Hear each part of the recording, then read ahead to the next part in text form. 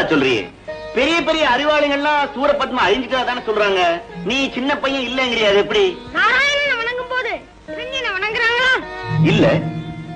கிருஷ்ணனை வணங்கும் போது கம்சனை வணங்குறாங்களா? இல்ல. ஆனா முருகனை வணங்குறப்போ சூரபத்மனையும் சேர்த்தே வணங்குறாங்க.